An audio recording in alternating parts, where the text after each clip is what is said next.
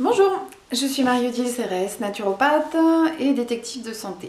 Donc je voulais avec cette petite vidéo vous expliquer comment fonctionne la méthode NAET, qui est une méthode avec laquelle je travaille pour détecter et traiter les intolérances alimentaires et environnementales.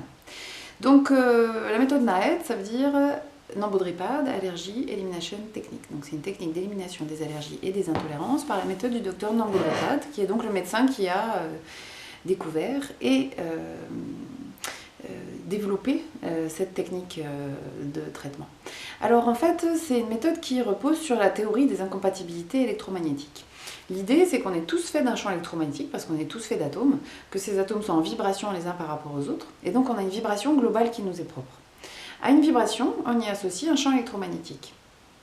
Donc moi j'ai mon propre champ électromagnétique, vous avez votre propre champ électromagnétique, votre voisin a son propre champ électromagnétique, ils sont tous différents. L'idée, c'est aussi que tout ce qu'on mange, tout ce qu'on touche, tout ce qu'on respire, c'est aussi fait de champs électromagnétiques. Donc on est sans arrêt en lien avec des champs électromagnétiques qui, pour la plupart, ne posent pas de problème. Et certains peuvent nous poser problème, parce qu'il peut y avoir une de nos propres fréquences à nous qui va correspondre à la fréquence de ce qu'on mange, ou de ce qu'on touche, ou de ce qu'on respire. Qui va faire que quand on va être en contact avec ça, on va rentrer en résonance avec. La résonance, c'est un peu en physique, quand vous étiez jeune, on a dû vous raconter ce que c'était la fréquence de résonance, avec l'image des militaires qui marchent au pas et qui arrivent sur un pont, ils arrivent avec un pas avec une fréquence qui est la fréquence de résonance du pont et le pont s'écroule. Voilà, donc dans la nature, les choses comme ça vont s'écrouler.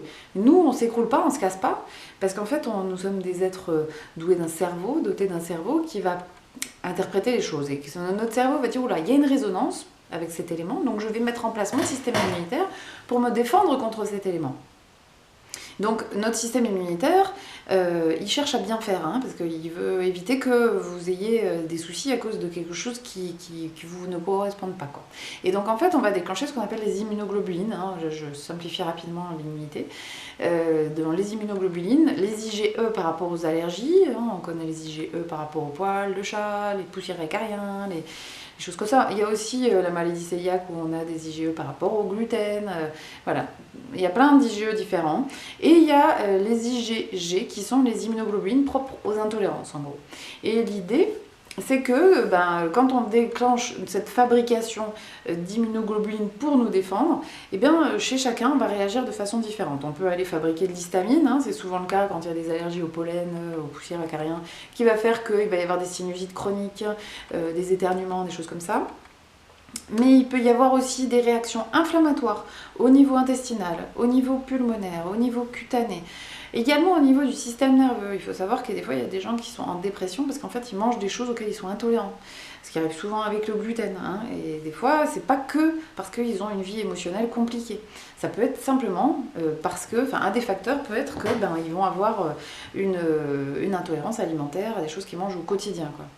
Donc en fait voilà, l'idée c'est que ça nous affaiblit physiquement, le fait de manger des choses auxquelles on est intolérant, parce que notre corps, plutôt que de fonctionner, alors qu'il a déjà besoin de beaucoup d'énergie pour fonctionner, c'est quand même énorme la machine qui est en nous, c'est vraiment une machinerie parfaite, il y a des petites choses qui déconnent, mais non, globalement c'est quand même assez parfait.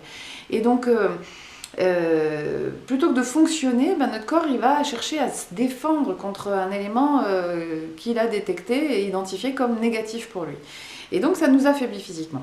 Et c'est pour ça qu'en fait, en séance, pour détecter les intolérances alimentaires, on va utiliser le test musculaire. Donc ça, c'est un test qui est très simple. On appuie sur le bras. Si la résistance elle est forte, c'est qu'il n'y a pas d'intolérance à ce qu'on a en main. Et si la résistance c'est faible, c'est qu'il y a une intolérance à ce qu'on a en main. C'est très, très très simple, un peu surprenant d'ailleurs, la plupart du temps.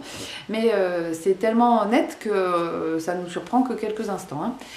Il faut vraiment le voir pour le croire. Parce que souvent, il y a des gens qui me disent « Oh, puis... » Voilà, les bras des rugbyman qui sont bien solides, ou des artisans qui sont bien solides aussi, ils tiennent pas quand ils ont une intolérance, c'est pas parce qu'on a des muscles ou pas. Donc en fait voilà, l'idée c'est que on va avoir le bras qui chute ou pas, et donc ça me permet de faire un bilan que je fais au départ. Je vais tester une vingtaine ou une trentaine d'éléments, en commençant par les œufs, les produits laitiers, vitamine C, vitamine B, etc. Enfin on va tester plein de choses qui nous permettent de faire un bilan. À l'issue de ces bilans, en fait on va faire des traitements, et les traitements ça c'est avec de la digitopuncture, donc on va stimuler différents points d'acupuncture avec les doigts. pour débloquer les méridiens qui se bloquent quand vous mangez ce que vous tenez en main. Et donc pour permettre en fait de réduire l'amplitude de la fréquence liée à ce qu'on traite. De votre fréquence de votre champ électromagnétique. Parce qu'en fait, l'idée, c'est qu'on est fait d'un champ électromagnétique avec plein de fréquences et qu'on a des fréquences avec certaines amplitudes trop élevées qui vont faire que quand on mange des choses à cette fréquence-là, on rentre en résonance avec et paf, tout le système immunitaire se met en place et on peut avoir des douleurs X ou Y, intestinales. J'ai pas mangé grand-chose, mais quand même, j'ai mal au ventre. Ou j'ai pas fait grand-chose, mais j'ai quand même des problèmes cutanés qui apparaissent, quoi. Donc voilà, donc on va traiter avec l'acupuncture. Ensuite, on garde la petite fiole dans la main pendant 15 minutes pour que l'information s'intègre bien au niveau de toutes les cellules. Et ensuite, le traitement dure en fait 25 heures. C'est-à-dire que pendant 25 heures, il faut éviter de manger et de toucher ce qu'on a traité pour que le traitement puisse bien fonctionner. Et après, à la séance suivante, on vérifie que ça s'est bien passé, qu'il n'y a pas de combinaison à traiter, qu'il n'y a pas de renforcement. Enfin, on a tout un tas de choses à vérifier après avoir fait ces traitements. Donc voilà, après, il n'y a plus d'intolérance alimentaire, on les a traités.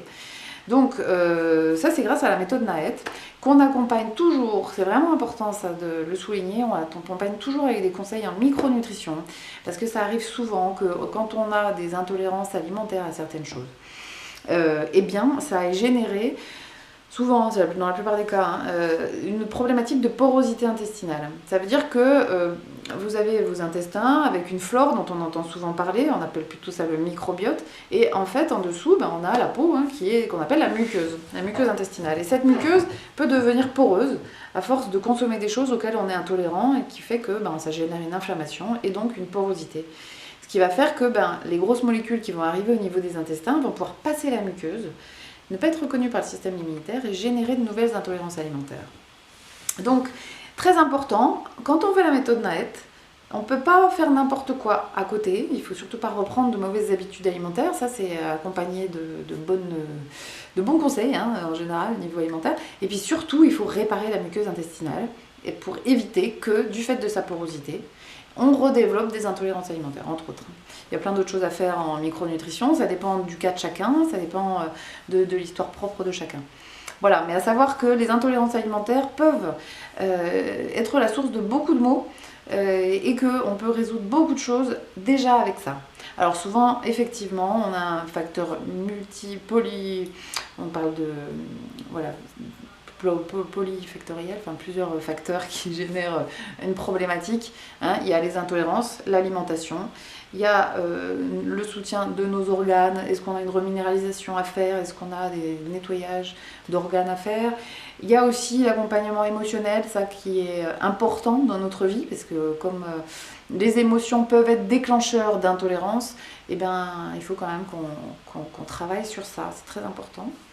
Voilà. Et pourquoi on déclenche des intolérances alimentaires? Ça, il y a plein d'idées sur le sujet. On ne sait jamais exactement ce qui déclenche les intolérances alimentaires, mais la première chose, c'est souvent dû à une intolérance au lait de vache qu'on a eu quand on était jeune et qu'on a continué à manger après l'âge de 7-8 ans, à partir duquel on n'a plus l'enzyme qui permet de digérer les protéines de lait de vache.